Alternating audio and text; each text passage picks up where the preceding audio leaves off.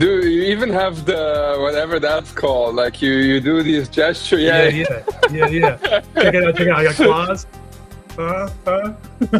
That's pretty good, dude. It's pretty good. Heck yeah. This is the Slop.Computer right there. Yes, and it like drops it onto the Yeah. It's crazy, man. Like all this like hand gesture stuff is just it takes like 10 minutes of prompting and you can do like video to hand gestures. It's so cool. Dude, I would love to know. I would love to know how many tokens you spent building this. It's a lot. I mean, like, boy, if I was paying like for APIs, I'd be in trouble. Like, luckily, I have a couple subscriptions. If it was not on the subscription plan, I would be in a lot of trouble, I think. Yeah. Yeah, go for it. No. Go ahead. Yeah, are you a Cloud Code guy or a Codex guy? So I'm more Cloud Code. But I definitely want to know from you. So welcome Shafu 0x. Yes, sir. You've done a bunch of like agentic payment stuff. You were earlier. You were kind of in the same field as me, teaching Solidity, teaching EVM, teaching how to build on Ethereum. Now, kind of like you're building a bunch of stuff with AI, and that's colliding with agentic finance. Are you a Codex guy or a Claude guy? What's your stack look like? Yeah, I was a Cloud Code guy, but I switched to Codex like 2 months ago. I feel like it's a vibe thing. It's it's how you feel on that particular day. Yeah, true. And it's like how much time you spend like yelling at the agent. Like if I'm not worrying about context and I'm getting the job done and I'm building what I want to build and I'm not spending a bunch of time figuring out why it did something wrong, then I know I'm in the right place. If I'm arguing with my OpenClaw, I know that like I'm in the wrong place, and I'm just like, it's not worth it. Interesting. Did you're an OpenClaw guy? I mean, I was early to having an OpenClaw and giving it a wallet and doing all that stuff. So I still do have an OpenClaw, but Hermes is great too. What do you run when you're running agents? Hermes? I actually don't have one. Oh, okay. Yeah. But talking about Hermes, I have a funny story for you. Okay, we did we did an event in our office, right? Like the one I'm in right now, and the title of the event was Agentic Commerce and Hermes or whatever it's called, right? Yeah.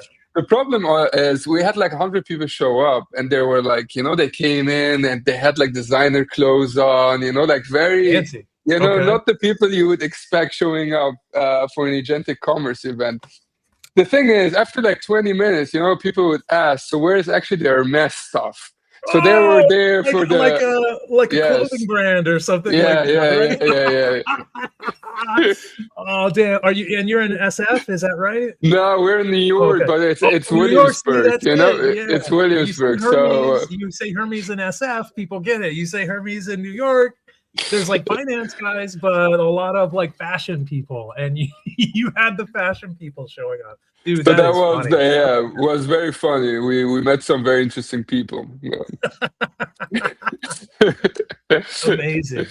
Yeah. Okay, so where should we kick it off? I mean, there's Merit Systems, there's X402 Scan, there's Agent to Agent. Okay, so here let's get right into it, because I just was talking to Jessie from Jessie's Hacker House, and she kind of has this like kind of doom and gloom view of like agentic finance is just not there yet. And I feel like you like to throw the shit posts out. You like to throw a hot take on Twitter for sure, right? But it seems like you've been pretty optimistic about agentic payments. I think you've had a couple tweets that were like, it's clear that like agents will use crypto. Yeah. Were you saying that facetiously, or were you saying that seriously? Because I do see like people like Stripe coming in and making the UX good enough that like we don't have enough people coming on chain doing this agentic thing. So like, yeah, I don't know. What's your agentic finance wallet thesis, and is it optimistic that agents will be using crypto? Okay, so agentic commerce is a very fancy word for a very simple concept. It's basically agents paying for API requests, right? So that's basically what's happening. Sounds simple, but it's huge. So imagine you have a code, and all of a sudden you have access to every API on the internet. You don't need an API key. You don't need a subscription. You just do a paper request. You want to look up Austin on Twitter. You do one request. You pay 1 cent and get all the data back. That's agentic commerce right now. It's uniquely enabled by stablecoins because of instant settlement, and 6 decimals. So it's like perfect for microtransaction stuff. You cannot do that with credit cards. If we could, believe me, we would, but we can't. So we have to use stablecoins to enable this. So purely just like a speed play to start it off. Like if we're requesting data and we need to pay at the speed of light and get that data back at the speed of light, we can't wait for a credit card payment to go through. And it's got to be at like a microtransaction level. So credit cards are okay. Yeah, keep going. Just wanted to double click on that. Yeah, so it's speed and it's the fees, right? So credit cards, you have the 3%, blah blah blah. If you do microtransactions, it doesn't really work. So that's the bull case. That's what we are building. That's what I'm very excited about. There are other things that, I was never a trading guy. So there are a lot of people like building agentic trading stuff. Seems cool to the trading crowd. I don't know that much about. What I don't see is like this agent to agent thing. Like Okay. I've never seen, like this So vision is you're hard for me bearish to on 8004 and all of that. Maybe no, not bearish. Maybe it's too early, but like this Okay. vision of like my agent goes to Austin's agent, and they like talk to each other, and like they're gonna figure out like You can do something, and the agent's Right gonna here. pay the other agent. That's Yeah. amazing. That's Yeah. amazing. This guy right here, you can hire this guy for $4 with X402, $4 of USDC, and it'll do like a 2-phase audit on a smart contract for you. And your agent can hire him. But like no one's doing that. Like there's like a full service for this thing to audit, build, research. It gets like 3 jobs a day or something like that. Like there's no demand side. Yes, I think like from the, like being in crypto for the last 5 years or whatever. I think we have a problem of like building infrastructure on top of infrastructure on top of infrastructure, and like actually forgetting about like the consumer facing stuff. This is actually like a unique consumer facing thing that is uniquely enabled by stablecoins. It doesn't work without stablecoins. So even something like a prediction market, like something like we have Kalshi now, doesn't really need stablecoins or crypto or whatever. Also just works, right? But this one is uniquely enabled by stablecoins, and this is very exciting. That is exciting. It's finally crypto has a use case, huh? I think we had to we definitely always had like payments. On-chain finance is, obviously cool. You can, can borrow money permissionlessly is very, very cool. But like on the consumer-facing side, I think we had for a while now, we didn't have something that is really, really exciting. But if you use agentic commerce, just imagine you have Cloud Code and you install our MCP with its agent cache. I'm gonna chill my stuff here a little bit. Chill. That's what we're here for. You install Agent Cache, which is an MCP, and now you have access to every paid API on the internet. And that's really cool. So like some use cases that we see, it's big for like lead generation. Salespeople love this shit because, it's like, hey, agent, find me 100 people I can sell my product to. And because you have access to the Apollo API and the Twitter API and the LinkedIn API and the Clado API and all of the other APIs, it's really good at it. So am I on Agent Cache? Is this the right thing? Yes, this is Agent Cache, exactly. Agentcache.dev, right? So this is agentcache.dev. Let's go to so we have Agent Cache with the MCP, and then we have Poncho, which is like the consumer-facing thing. Yeah, try Poncho.com. Try Poncho.com. Poncho.com. Oh, I got the wrong thing. No. It is. I have a funny story about Poncho.com. But it's try Poncho.com. Wait, so how do I spell it? Wait. Just try. Wait, let me put it in our chat. Yeah. Oh, try. Like I gotta do try first. Okay, I got it. I'm sorry. Poncho.com. Here we go. Oh no, I still didn't do it right. Try Poncho.com. Try Poncho. Poncho.com. Oh man, there's so many things I could have done right there or wrong there. That could have ended very badly. Okay, here we go. Yes. Okay. Yes, I played around with this actually. It's like Yes. it's like an agent right in the browser that I can just like tell to go do things, right? It's Cloud Code. Okay. It's Cloud Code with the wallet. So you can access all the interesting X42 stuff. Okay. Um, So when I make a query here, you have some Claude code somewhere that this query goes into, like with the dash exactly. P? Yes. Wow. Okay. Yeah. And what? I mean, like, could that leak? Yeah. It must be in some like isolated container or something. I couldn't be like. It is. For every chat, we spin up a new Cloud code. ENV.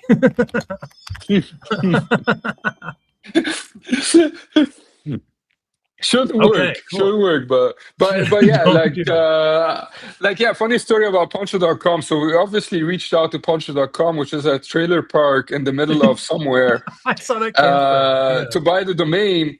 And I just found this phone number on the website, and I called. And it was a very nice lady, and I was like, "Hey, I'm interested in buying the domain." And she was like, "Yeah, we get this call like once a month. We're not interested."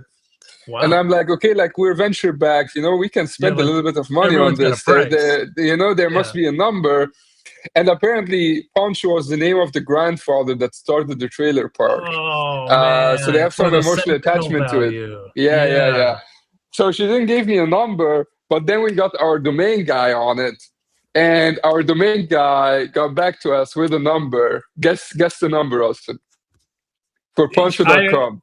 2 million, something ridiculous. $2 million. That was it. That was exactly it. I guessed it perfectly. Holy shit! I mean, everyone's got a number. I would say like my number for just about anything is 2 million. So they wanted $2 million. We were venture backed and everything, but we're not gonna pay $2 million on it. So that's the story behind Poncho.com. So we went with Try Poncho. So yeah. It was just as good. Putting the try in front of it is easy enough. Yeah. Exactly. And is it like it looked like a mule, like kind of like a Don Quixote mule getting work It's a mule. It's Poncho, workhorse. the business automation mule. That's okay. All right. Interesting that you're using Claude code in the background. I guess like right now you're paying like subscription, but pretty soon you're going to start paying APIs on all of those. Does that change your business model? Maybe a little bit. Like right now we subsidize everything. So if you sign up to tryponcho.com, it's like free, and we give you like, I don't know, maybe $20 in LLM credits and like 5 USDC so the or something. Users paying these. Like this is not something where they pay some service, like they're actually going to pay for their own LLM usage somehow. No. So the way it's set up, so there's a free plan, right? You sign up, you don't put your credit card in. It's a free plan. You get like we pay for you. It's subsidized. We subsidize it. You get like $20 in LLM credits and 5 USDC. Then there is a pro plan, which is $20 a month, and we give you more LLM credits and more USDC. Right. And then there's an advanced mode. We still pay for your LLM credits, but you on-ramp yourself. You need your own USDC. So that's how it works. Yeah. And okay, and is the target audience like a crypto person that wants to? Okay, it's non-crypto people. That USDC is just sort of like, we're turning your dollars into magic internet money, but you don't need to know about it. And you're going to now. Is it to get them to use crypto, or what's the? I feel like I want to move these around. There we go. I feel better. I feel like the guests should be on top, and I should be down here. Who is your target audience? So it's normies, even though they're going to be using USDC. It's normies. So it's our target, like our ICP, is basically right now is like salespeople, marketing people, go-to-market people. Researchers, writers, VCs, these kind of people. Interesting. And they love Poncho. Run their own Claude code. It's like for people who aren't going to run their own terminals, but you can just go to a browser and type it in, and you can get AI without having to be a nerd with a TUI. Exactly. So yeah, if you want the terminal experience, that's like Agent Cache, right? That's the Agent Cache product. But yeah, if you want everything hosted, you never touch a terminal or anything like that, then use Poncho. Okay, Yeah, cool.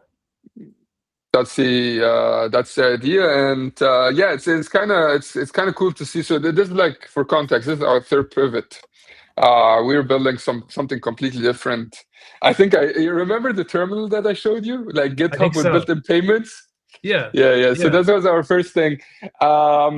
What's really cool about Poncho? So we didn't even announce it publicly yet. Like, we didn't do our big launch video and all of that kind of stuff. I think we have like 1,000 users. Oh wow. Just word of mouth, and like people Yeah. that we manually onboarded. So people love it, and they get a lot of value out of it, which is really cool to see. And what? Okay, so what do I get out of Try Poncho that I don't get out of by just going to Claude.ai and talking to that? It's the crypto Yeah, piece, probably the wallet. yeah, it's a very good question. So what you get access to is every paid API on the internet.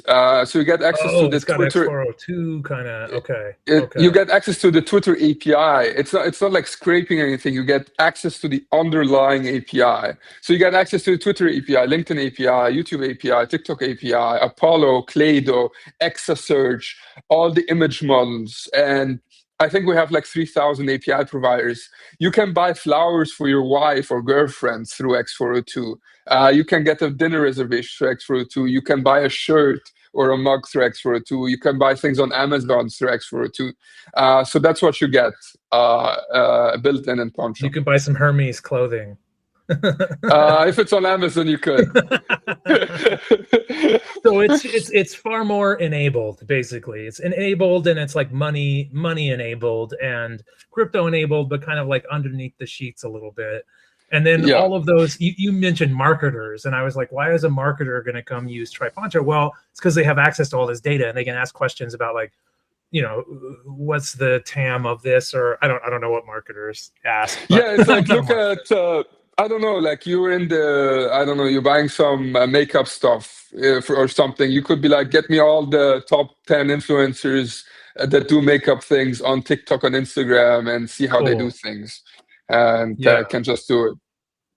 Very cool. Okay, very neat. And let's see, what other product? Yeah, go ahead. I'm super interested in just like where you want to take it. Yeah. Yeah, so for the crypto stuff, it's interesting. So it's like purely infrastructure for us, right? It's like purely payments. If you're on the free plan or the pro plan, you never interact with crypto. You never see crypto. You never see your wallet address. Once you hit the advanced mode, you see the crypto stuff. One big problem that we have are the on-ramps. So if anyone watching this, you know, like, I think we talked to every on-ramp team on this planet that is legitimate, because even for like, we even need it for the GitHub with built-in payment thing, the first product that we built. So I've been looking for a good on-ramp for like 2 years now. We're using Coinbase right now. It's pretty good, but still has, you know, like for example, I have a German debit card and I live in New York, so it just doesn't work. You know, scenarios like this. A lot of edge cases and stuff. What is like the perfect on-ramp? Like no KYC, I double tap on my phone and money comes in. Like yeah, Apple the perfect Pay, on-ramp. Yeah, the perfect on-ramp is probably Apple Pay, no KYC under $20, and works everywhere in the world. Doesn't Coinbase kind of do that? I mean, like, I don't know. I've used Coinbase to on-ramp to some of my wallets, like just experimental stuff, and I was able to have like a normie, like I was like, just sent them a website and they were like, click, click, click.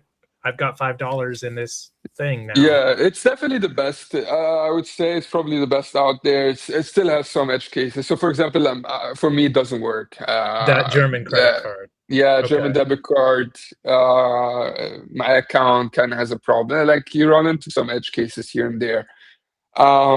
It's just a lot of friction. Like, even educational wise, you know, like, you know, it's like hard to tell people or to teach people what is USDC, why do I need USDC, you know, all that kind of stuff. It's like kind of annoying to on-ramp. Like, what even is an on-ramp? What is a wallet? What is all these problems that we were having for the last 10 years, basically. Yes. Yes. But Still, you explained it still here. exists. I mean, that speed and the fees, right? If you explain it like that, I feel like it's just electronic money, if you want to call it electronic money, and say it moves at the speed of light and there aren't fees like credit cards have.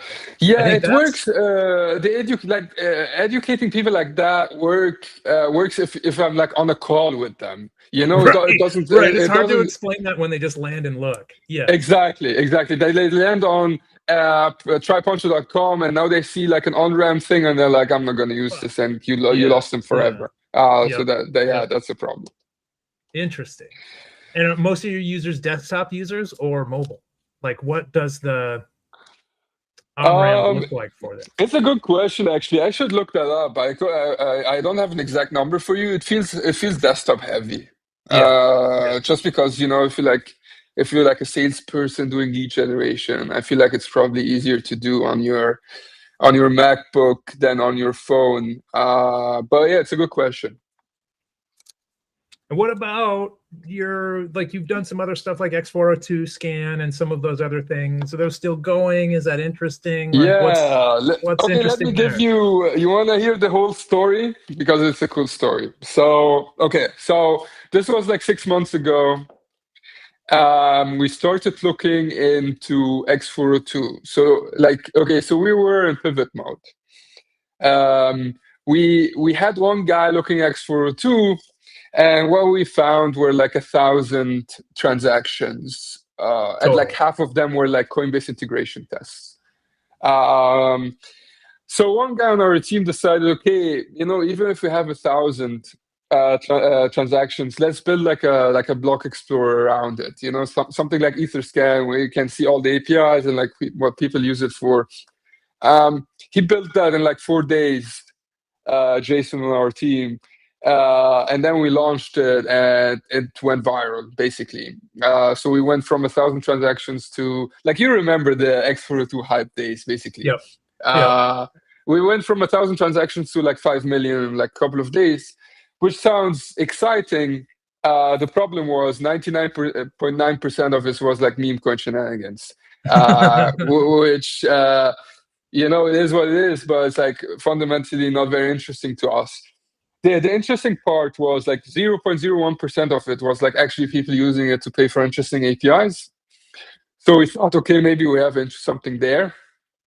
So the next step was, okay, let's, because you're an X402 scan, you see something interesting, it's kind of hard to interact with an X402 resource. So we built in, we like use Privy, so you can create a wallet on X402 scan, and can on-ramp some USDC, so you can play around with the resource on X402 you started scan. Building an interface to talk to X4 or to X402 things from your X402 scan, and that kind of led to these next products. Exactly. So the first iteration of this was very, very simple. It was just like, hey, this is the API, this is what it takes as an input, and you hit okay, submit, and you get something back. That was the first iteration. The second iteration was something we called the composer, and the composer was like a simple agent inside X402 scan that you could use to call different X402 APIs. So you could like create like a X402 agent bundle thing, where it's like, this is your agent, has access to all of these APIs, and now you can call these. All in X402 scan. Okay, so the third iteration was, okay, X402 scan is kind of cool, but I want to use my codex or my cloud code on my machine inside my terminal. So it's like, okay, let's give my cloud code an MCP with a wallet so it can call stuff.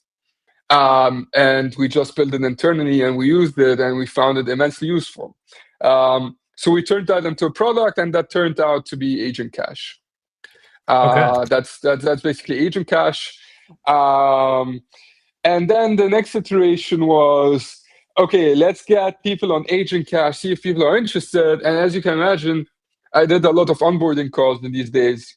Like, just for context, I have an engineering background, but now I do everything. That's amazing that you're doing onboarding calls as I do a lot of BD skills. Yeah, I do a lot of BD marketing stuff now. Damn. Which is it's a startup hustle.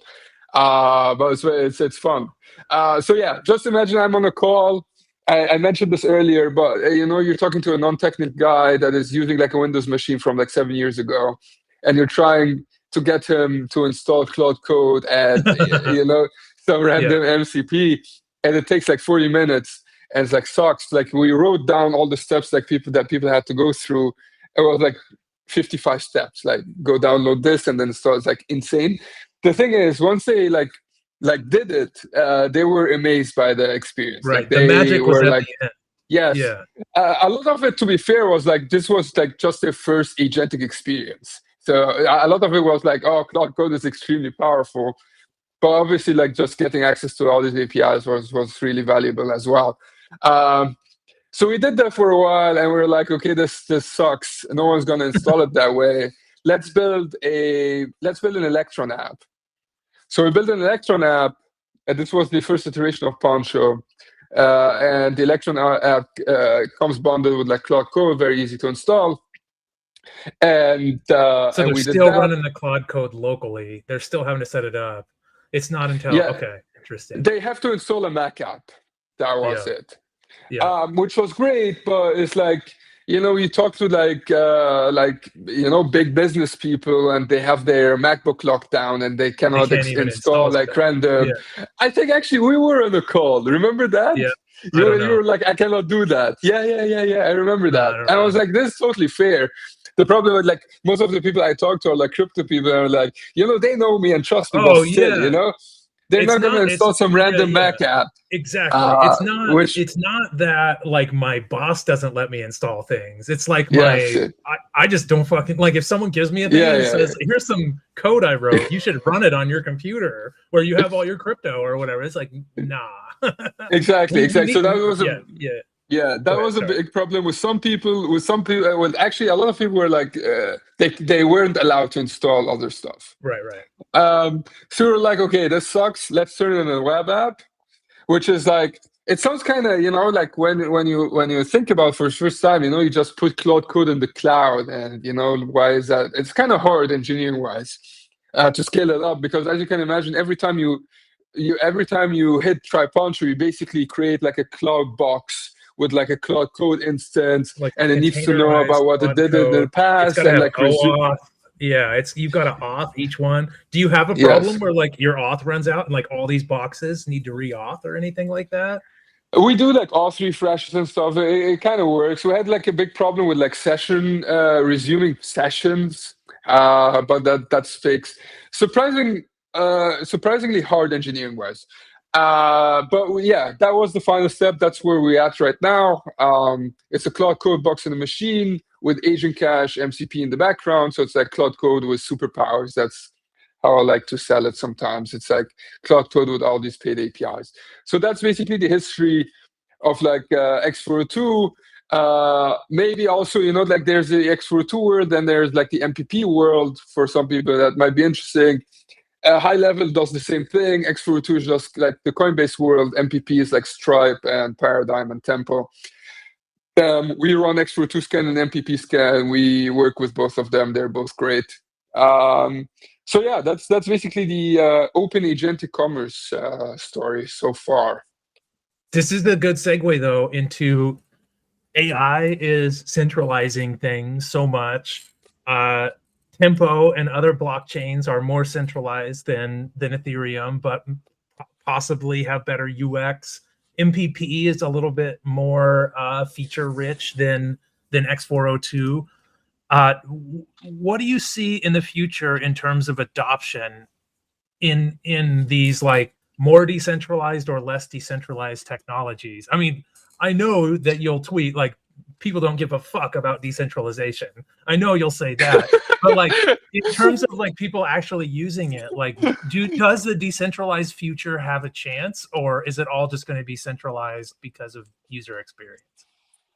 Oh yeah, okay. I don't think crypto people are gonna like my. Okay, so I have a lot of things to say. I have a lot of things to say, and for context, like Austin knows me for a while now. Like I've been a Ethereum guy for like for a while now. I think 2019. Like I built a stable coin. I did the contracts for Venice. Micro stable or something, right? Yeah, no, that the was Venice smart contracts. That's like yes, serious claim to fame. The guy who wrote the yes, Venice smart contracts, DM, exactly. all the staking. That's dope. That's DM I didn't do. I did the first iteration of the contracts. Yeah. But that's DM true came cred. later. DM came Yeah. later. But yeah, Eric Voorhees is great. The project is awesome.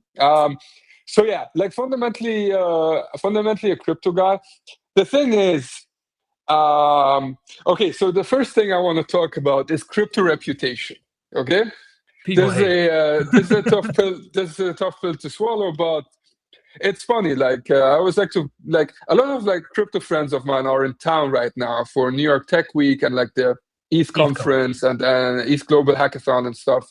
And I tell them it's like it's like funny when you're inside the bubble. You don't see it. Like you hear about it here and there. Once I stepped outside of the bubble, it hit me like a wall. And for context, like we talk to a lot of like non-crypto people because we want to get like these API providers to implement X402, right? So I would be on a call with like Apollo, and then like you mentioned the word crypto, and they basically are not interested anymore. Yeah. Yes. That's just a fact, right? It's just reality. So and this is, for example, where MPP comes in, where you're like, okay, if you like mention, okay, this is by Stripe, they're just much more interested. On the decentralization thing, I think we did a lot of decentralization theater for a while now. Does my mom care if the underlying thing that settles her transactions when she's using Poncho is decentralized? No.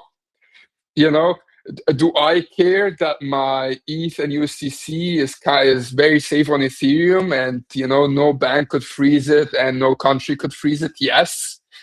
Does that matter for consumer products? I would say no. I have the same opinion about privacy, by the way. Like I don't think consumers fundamentally care about privacy. It's not like it's like a feature on top, right? Like it's a nice to have. No one would say I don't care about privacy, but would you go through the friction to switch between things because the one thing is more private? The obvious answer is no. Just look at what people are using. No one really cares. And the same thing is with like decentralization, in my opinion, for most like consumer facing things, if that makes sense.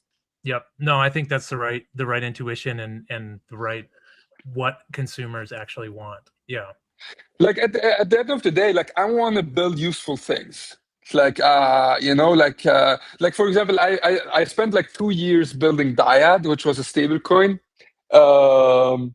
And because I thought it was cool, like a true decentralized stablecoin kind of thing.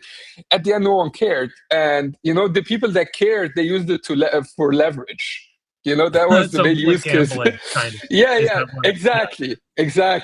They used it for gambling. Yes. And I grew up in Egypt, so my vision was like, like people are gonna pay like their free, like people they work with in Egypt with like a decentralized stable. They use USDT and no one cares.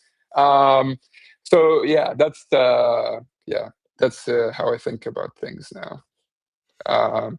Yeah. It's a true answer to the problem. Is generally the world is not going to push for decentralization or privacy. It's like a thing that's added extra. Yes. And it's kind of comes down to a much smaller like cypherpunk audience who's actually using it. And if you're trying to build something that lots of people use, it may not be in that realm, and you may be building a bespoke cypherpunk technology. Exactly. And then you get to the end of building a bespoke cypherpunk technology, and people are using it for gambling. Exactly. Yes. That's a big part where the bad reputation comes in from. Oh yeah. So I always like to. I love that example. So do you ever watch Channel 5 on YouTube?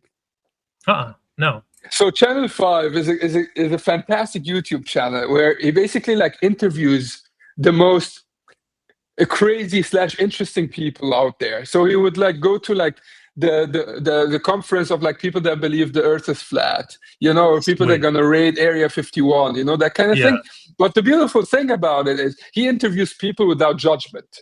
Yeah, right? humanizes them too. Like, makes it very real and empathetic. Yes. Yeah. So he just talks to them, and they say all this crazy thing because they trust him, and he doesn't judge them or whatever. Okay. So my point is, this is like the most open-minded guy on the planet, right? Great guy. His content is amazing. He was interviewing the Haktua girl, right? Oh yeah. And yeah. And the Haktua girl was saying, yeah, I actually believe her. She was like some crypto bro came to me and was like, I'm gonna, let's do this token, and she doesn't know what a token is together, and we're gonna make some money, and she's used to these branding deals. She was like, okay, let's do it. She didn't know more than that.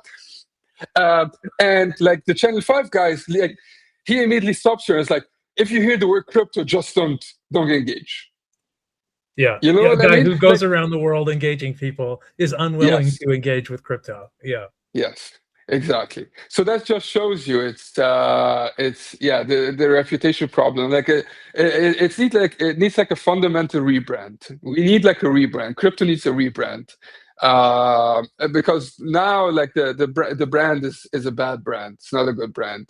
People associated with scams, with gambling, with all these kind of things that are not good. So yeah, but if you ask me how to rebrand this, I couldn't tell you, to be honest. It's a very hard problem. Yeah. Well, still back to where we started. You've got these stable coins that stay stable. They don't inflate like the US dollar does. You can spend them at light speed and for a fraction of a cent, and you can program them, and you can program all these systems to move them around. That's kind of interesting. Like, that's pretty interesting. Yes, if that doesn't end up captured by a centralized system, you may be able to sell it as that and kind of decentralize pill them throughout the process. I love stablecoins. I love stablecoins. It's amazing. Like again, like growing up in Egypt, it's like everyone wants dollars. So I have some interesting takes about stablecoins too. Because of inflation. Is that right? There was like inflation in Egypt. The Egyptian pound. The Egyptian pound is literally a meme coin. If you look at the graph, it's a meme coin. It's not even like a floating meme coin. It's like a centrally controlled meme coin where it's like it jumps, just jumps. It's horrendously bad. Like my family probably lost 50% of its net worth just from the government inflating the currency over the last 10 years. So everyone is trying to escape into the dollar. But obviously, the government doesn't want that. So it's like extremely difficult for people to get access to dollars, cash, and like in a bank account. USDC solves that, right? Like you cannot stop anyone from Egypt to generate a private key, send me their address, and I'm going to send them, some USDC. Just to even save in dollars, not even to payment. Like they're not going to go into a supermarket and pay with it, but just like they can off-ramp it locally, if they know the right guy, or, they can save in dollars so they can escape the inflation stuff. The second point that I always make, it's kind of funny. People have quite strong different opinions from this. It's like, I don't think any other stable coins than pegged to the US dollar will be big. Interesting. So there are a lot of these people that go out there and they're like doing the Brazilian stable coin and the Egyptian stable coin and like the Canadian dollar stable coin. The US dollar has the power. Like it is the currency of the world. It's a winner takes all. It's a winner takes all. The only reason you have other currencies in the world is because other governments prohibit people from. Exactly. Yep. So once you open up the gates, everyone will rush to the best thing, which is the US dollar. What about algorithmic and like floating stable coins? You've built your own stable coins. You've built your own probably algorithmic stable coins. It makes me think of like Rye and High and some of those. Like you don't because the mental gymnastics you have to do about the floating price or something like that. Like the US dollar gets fucking printed way too much also, right? There's inflation happening in the United States that's a little bit out of hand. Like, I would like an algorithmic stable coin if I was going to put my money in stable coins. No? I agree. It's just like going from the Egyptian pound to the US dollar Sure, is that's like already, a 10x. already a, yes, It's like a 10x. You know, going from the US dollar to some algorithmic stable coin is probably like a 20x, 20% improvement. Right, like a 0.2. So, Yeah. So the motivation is less. But Yes. like literally going from Egyptian pound to like US dollar is like a 10x improvement. Like you're gonna have some money to give your children like 30 days. In the end, you know, even if you lose like 30% of it, but you're not gonna lose 99% of it. Or maybe it doesn't even doesn't exist anymore. Yeah. The idea of escaping the permanent underclass is definitely a meme right now, with AI taking over, centralizing intelligence being this kind of like commoditized thing. Do you I mean, like, are you going to have kids? Do you think you can pass your kids something? Do you think we are like literally trying to escape the permanent underclass, or do you think it's more of a meme? I love the meme. I think it's a great meme. I don't think it's true, at least right now. So it's like a funny thing. Like, yes, AI is amazing. Cloud Code is amazing. Codex is amazing. All the models are amazing. The thing is, like, I'm in New York now. I look out of the window. I look at the Manhattan skyline, and I'm like, okay, like, where are the flying cars? You know, like they're coming, like where's man. Where's the jump in GDP growth? Where's the jump in GDP growth? Like, have we solved cancer yet? You know, are we on? Like, I don't see. Like, where is that? Where all of this extra productivity? Like, like, I don't believe in the permanent. It's just getting started, but it's happening, man. Like, there's a lot of extra productivity. Like, maybe you won't see it in the GDP quite yet, but like, it's happening. Where do you see it then? Where do you see it? Dev shops, starting with dev shops. A dev shop that took like 10 people now takes 2 people. And when a dev shop like doesn't 3 or 4x their output with the same amount of people, you have a big question about what's going on inside that shop. Like, software is totally like, look at this Slop.Computer we're inside right now. Software is so easy to build, and people are building software like crazy. I think that will extend out to research. That will extend out to hardware. We're going to have embodied robots in a year or two, and things like my laundry and my dishes, all of that will get done by a robot. I'll make a car payment to have that robot too. Now, if someone could just give me some hair, I'd be set. Yes. Like what I did for the last 10 years doesn't exist anymore. Right? It doesn't exist. Is that what you mean? Yeah. The founder, however, is like super valuable. Yes. But like someone coming to me is like, Shafu, I need the smart contracts doing this and this. And like, this doesn't exist anymore. You know, you're going to code it, give it to an auditor, and you know, you're going to deploy it. You don't need me or, you know, some person to build a React app or something. Right. Like, obviously, like if you want to do it in a very, very nice way, you probably need like a very, very good person. But even that person is going to do this is the sloperator. I think there's going to be a job of sloperator, and this is a person who like runs and manages a bunch of AI and brings some critical thought and taste and scaling in. But like the whole dev shop of 20 devs can now be done by this one guy with his agents. Yes, no, definitely. The other thing is, like, for me, they're fundamentally not creative. Like they cannot come up. They don't come up with new things. Like fundamental. Like they're amazing at analyzing things. They're amazing at like combining things that already exist, but they're not good at coming up with things that never existed before. Like this human creativity thing. Like one of the guys in the office, he tried to build a shafu bot, right? To tweet like shafu, right? And just like all of my.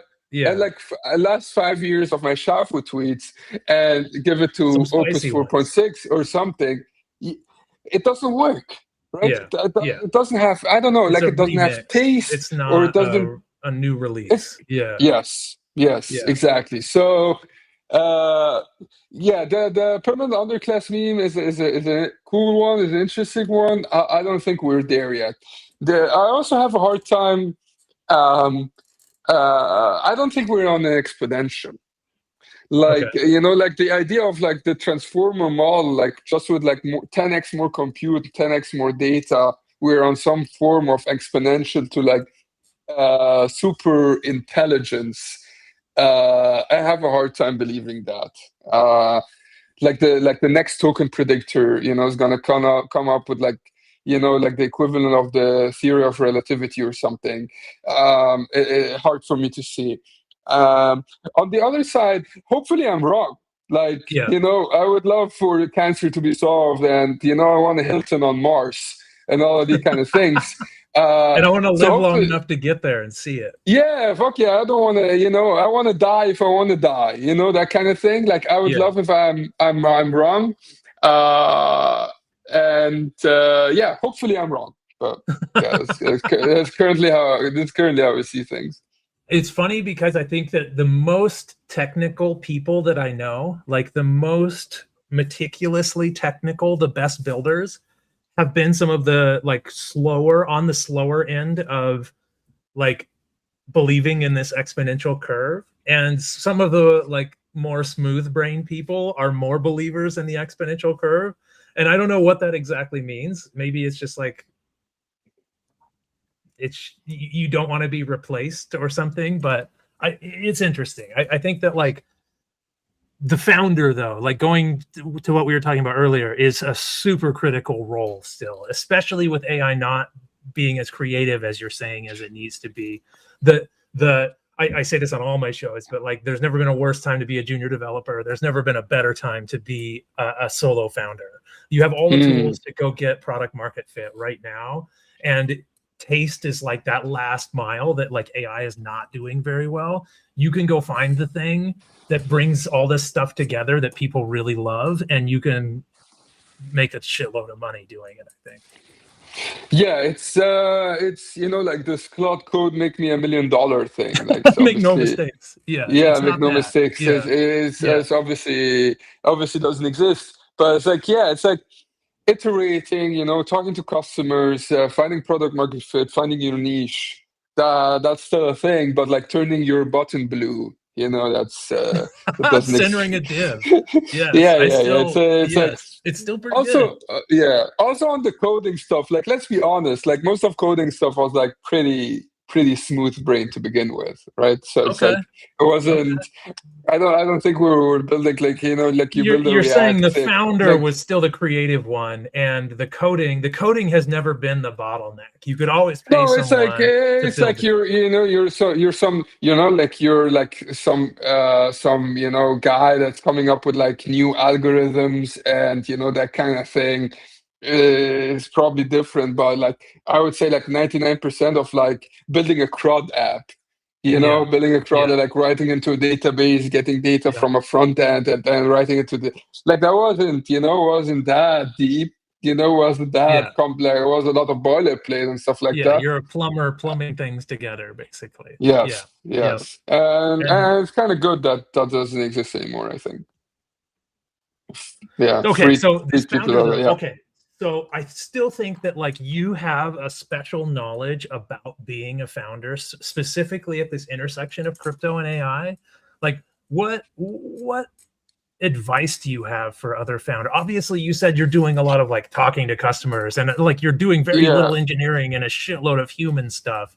Like what is your advice to other founders, or maybe like the younger version of you that's thinking about getting into Yeah, just very important. entrepreneurship? I'm not the founder of Merit Sure, Systems. I'm a sure, founding sure. engineer. Sam and Yes. Ryan started the company.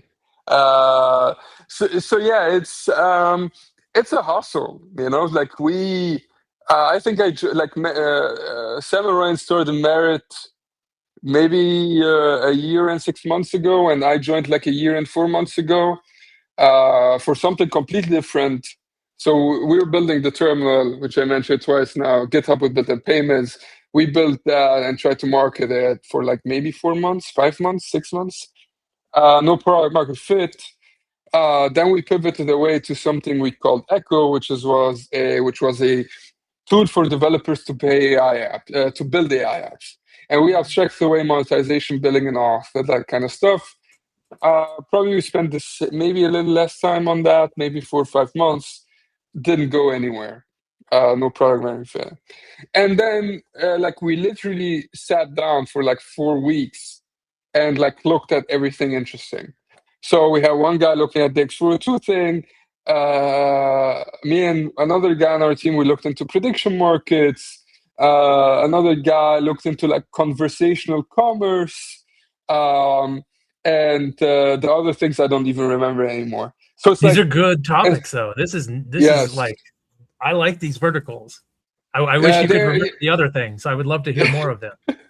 So yeah, I don't remember the other things, to be honest. But yeah, it's like, okay, what's like interesting to us, what could be built? And it was like, we would go to work, or we would go to the office. I don't like the word work, because for me it's not work, but whatever. We would go to the office, and like it's like we were in pivot mode. Like we were sitting down and like, okay, what is the next thing to build? And we did that for 5 weeks or 4 weeks. So like go wide, cast a wide net and search. Yeah. Yes. But talk then to people, find the thing see and what go people deep, are up to. And then we basically stumbled into the X402 thing, and it's kind of crazy, but I think I'm right in saying that we started the whole agentic commerce thing. I think we started that meme. Yes, Coinbase came up with the standard, but no one was interested in the standard. No one was talking about it, nothing. When we launched X402 Scan, we started all of this, and it's fascinating to see the Stripe CEO talking about agentic commerce at their big conference kind of thing. And we're like, this all started with X402 Scan. So yeah, that's how we did things. In terms of like building a product, it's just iteration. Like you cannot philosophize about should the button be on this side or that side, or how should the template. It doesn't work like that. It's a grind. It's just talking to people, looking at a lot of like video recordings of people using the product, getting feedback from people, and going from there, iterating from there. So that's how we do things. And no loss of version. You need to start over sometimes, and there's no way around it. So yeah. But yeah, it's still early though. Like I'm talking a little bit like we were already super successful, right? Like we haven't even announced the product yet publicly. So hopefully it turns into something very, very successful very, very soon. Well, good luck. I want to see it. I want to see lots of agentic commerce. I want to see agent to agent. I want to see all of this vision of this thing happening, but who knows? And I want to see it decentralized, right? I don't want to see this huge centralizing power of a few people in charge of everything. I want to see upward mobility for general people. Like I don't want it to be set up so we are stuck in the permanent underclass. And the next 10 years are like very, very critical for that to happen, right? Hopefully. To be fair, Austin, I think we already made it out of the permanent underclass. But yeah, for the other people, I don't know about that, man. I got a lot of kids. Yeah, man, that's maybe, yeah, but it's awesome. I didn't even know you had that many kids. That's awesome, dude. Love that. So many. We need more kids. Many. We need more kids. Yeah. That's amazing. Yeah, I'm doing my part for sure. That's awesome. But yeah, no, the world is still the same world. I think pretty much. You can definitely still make it. The details have changed. Maybe another thing, like I think, like distribution became more important. Yes, distribution is huge now. Yes. Distribution was obviously was very important. Also, like 10 years ago, but it became even more important because it's so easy to copy a product. Copy the same thing, put it out there. So yeah, this distribution is huge. I think that's like, if I can get, like, if you're like an engineer, work on your distribution, I don't know, talk to people, put things on Twitter that you build, all that kind of stuff just helps you in the end once you have something that you wanna you want to launch and like share with people. I want to get Claude. Let's see. Claude's been listening in on all of this. Let's see if he has any questions. I just sent him a message. Hey, Shafu, quick one for you. You said crypto needs a fundamental rebrand, and you're also building agentic commerce. Do you think agent-to-agent payments actually help rebrand crypto for normal people, or does it just make it more confusing?